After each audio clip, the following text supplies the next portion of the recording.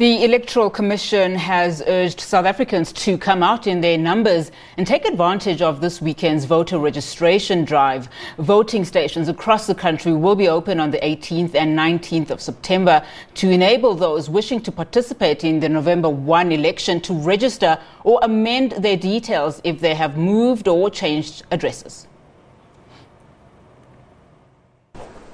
The Electoral Commission declares that it is ready to receive potential voters at registration stations across the country over the weekend.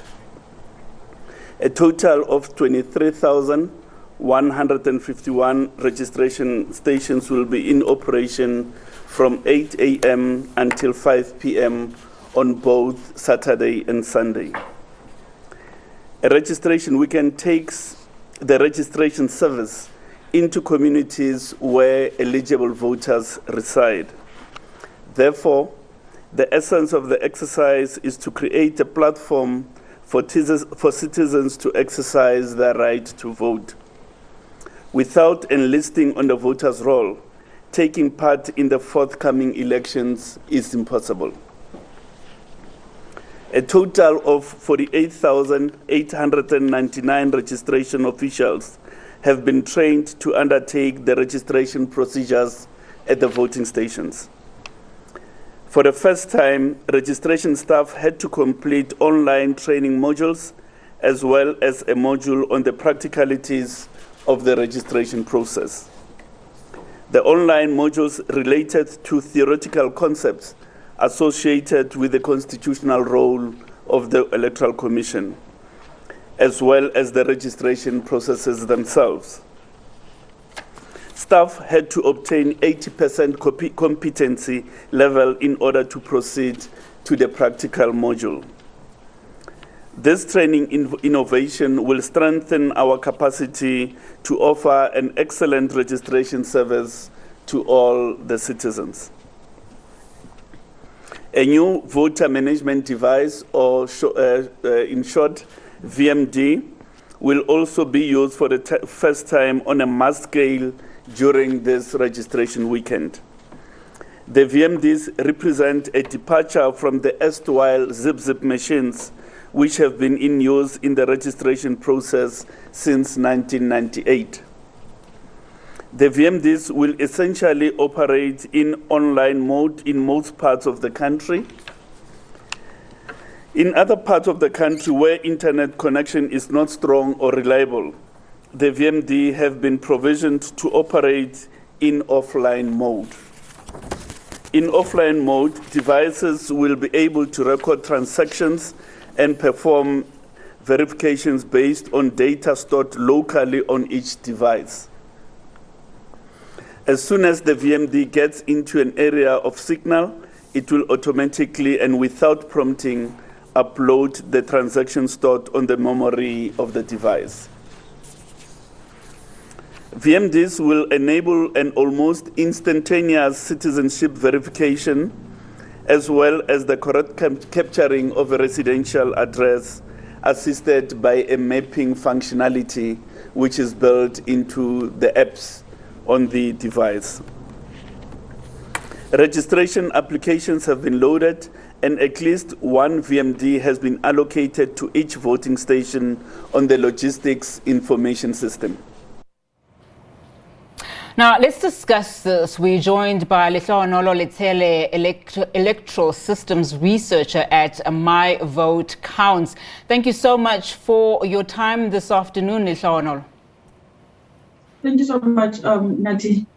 Now, the IEC is hoping to register between 500,000 and 2 million people throughout its stations in the country. This, of course, as we've seen a decline in registrations compared to the 2019 registration process by over 700,000, some say by more than 1.5 million people. What are your expectations of the voter registration weekend?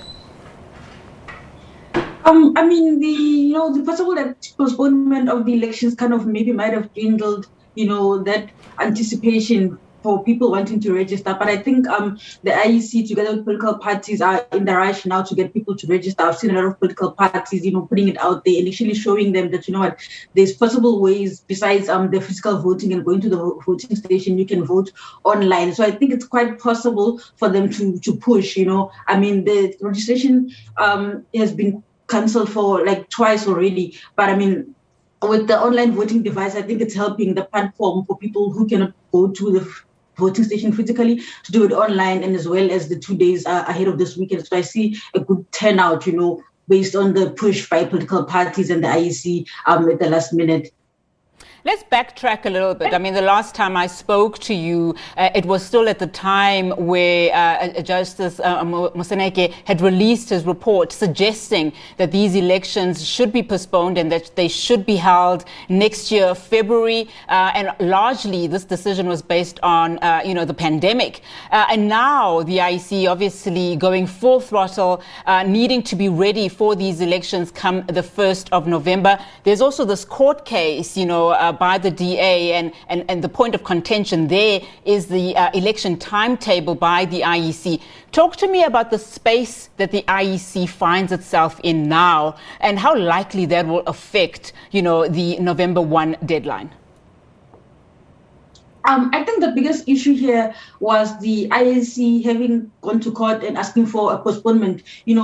For people and for political parties, it tended to be like they are not ready, in terms of operation and logistics. So when the Concord gave the green light, so the IEC found itself, in a corner and say that, by the way, because this is the constitution, it's something that we need to do. It's not something that they intended that it would happen this year. They were hoping, even though they kept on saying on the side that, by the way, we're ready, even though the court can decide otherwise. Now comes in the challenge again, from DA and possibly other parties coming in. The IEC has to fight back, because I know the IEC has actually even said that they want to dismiss the application even before it gets to the Concord. So the IEC doesn't want to fight itself, battling with this Concord while having the application to the court while having to organize an election. The Concord already ate so much of the IEC's time because based on the recommendation of the Moseneke, they had to cancel the registration that they had. I think it was sometime in July, and they had to solely focus on the court case, and they ended up not even getting that postponement. So I think they may not need to preoccupy themselves with this order currently that's going on, because elections are going to go ahead. So I think for them it's just to make sure that the elections go ahead as planned. Letlhogonolo, how important is it for people to go out in their numbers to vote, particularly because, we are dealing on the one hand with that pandemic, and of course the rights to health for individuals is very, very important. But also there is, the context that the country is currently in at the moment, where a lot of people are unhappy with the service delivery that they are getting at several municipalities. We know that several municipalities are simply not coping, they're simply not delivering. And of course, that 1 November date is the absolute last day where people can actually vote before there is no council within those municipalities. That's the biggest challenge, as you rightfully put it, the state of the local government, at the moment. You would have heard that the Auditor General only announced that about 27 municipalities out of 257 municipalities received a clean audit, with some of the municipalities having a debt of around 26 billion. So you can understand the terms of the situation on the ground in terms of, these front municipalities, things are not working out, people are unemployed, lack of service delivery. We had so much issues with electricity, in Joburg and other municipalities. So there is that frustration, on the ground of people wanting a change. And this is the time. The pandemic exacerbated so many things. So I think if there was ever a time that you need to vote, I think this time is more important than any other time before.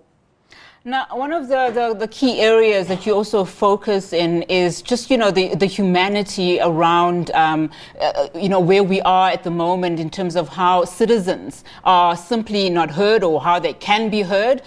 There's a lot of frustration on the ground. What are some of the tips or the recommendations you can make that, especially for those that are first-time voters who simply don't know who to vote for, in terms of active citizenry? What does that mean, and what does that look like? I think the bonus with the IEC opening up the voters' roll is essentially bringing in more voters and new voters.